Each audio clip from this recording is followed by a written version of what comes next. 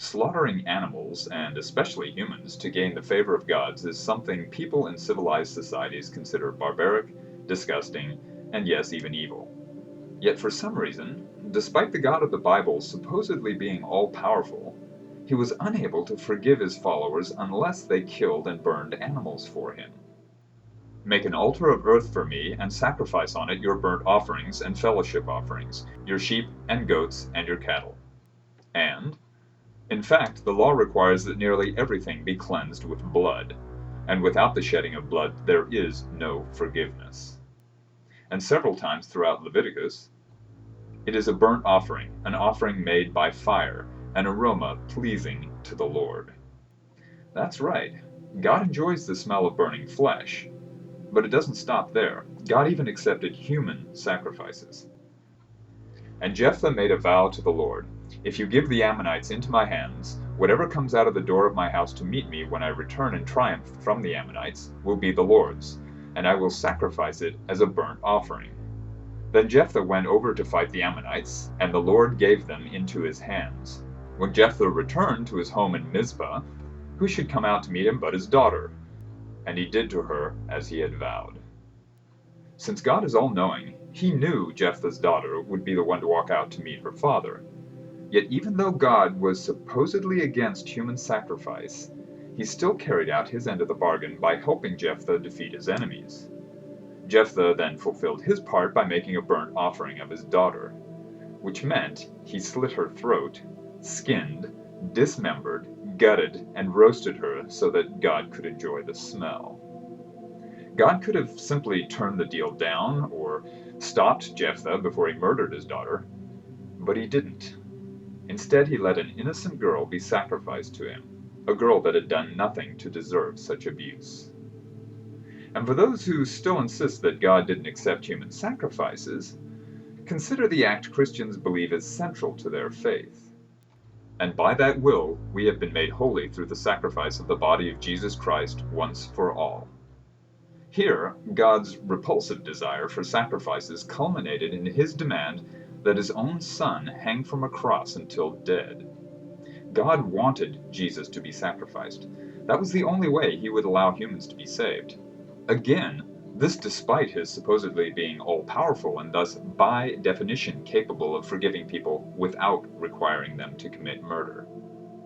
In the Ten Commandments, God demands that people not kill, and then he turns around and requires people to kill in order for him to forgive them. What sense does that make? And isn't that more than a little hypocritical of God, considering all of the murders he's committed?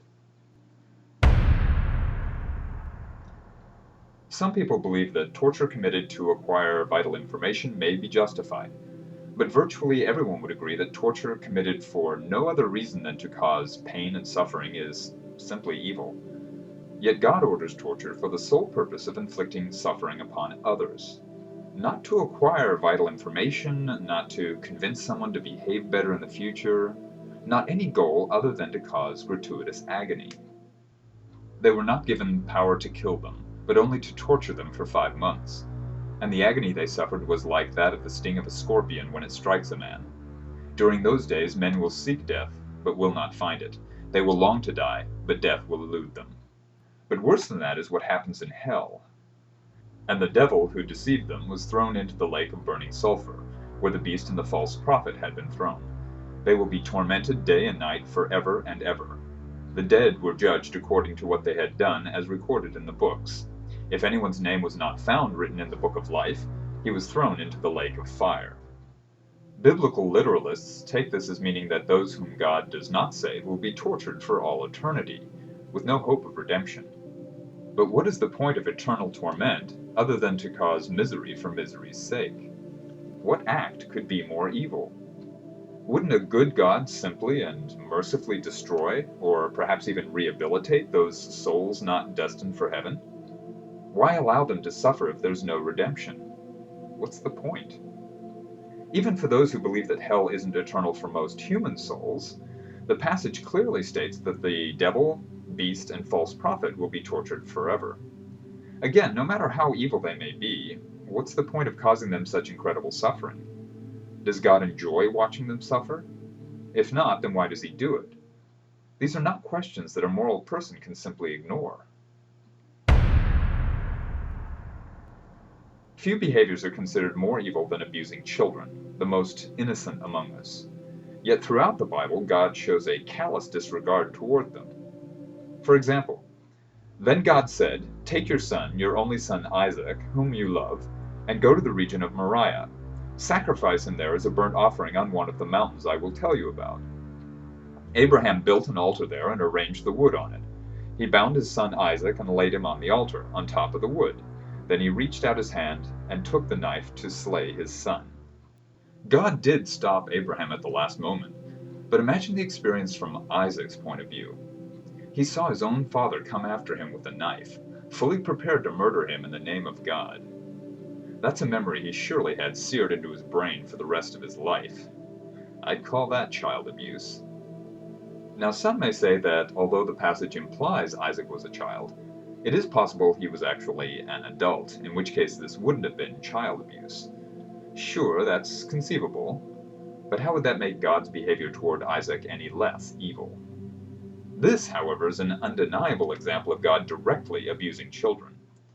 At midnight, the Lord struck down all the firstborn in Egypt, from the firstborn of Pharaoh, who sat on the throne, to the firstborn of the prisoner who was in the dungeon.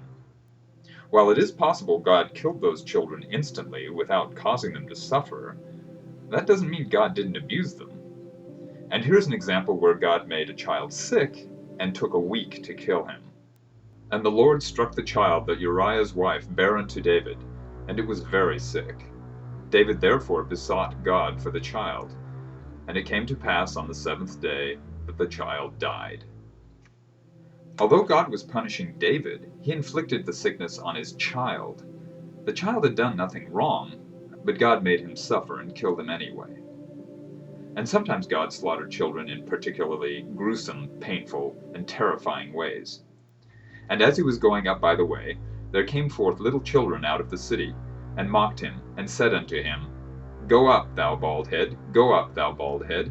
And he turned back, and looked on them, and cursed them in the name of the Lord. And there came forth 2 she-bears out of the wood, and tare 42 children of them."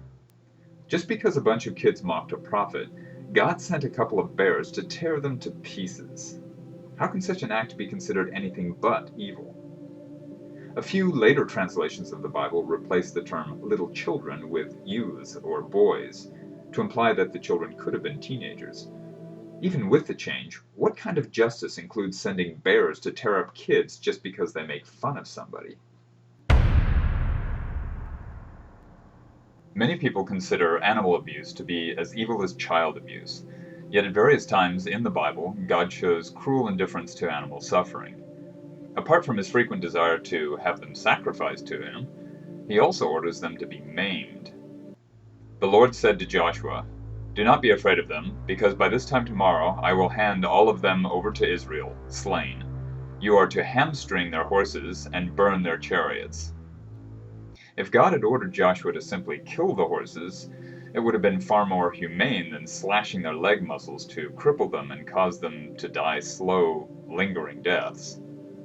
But God also personally slaughtered countless billions of animals in the Great Flood.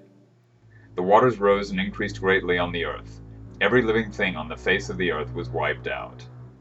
The animals had done nothing wrong, nothing to offend God, yet he sent them all to a terrifying death by drowning. Of course, being all-powerful, God could have killed the humans in a way that spared the animals such an unnecessary and brutal death. But he didn't bother.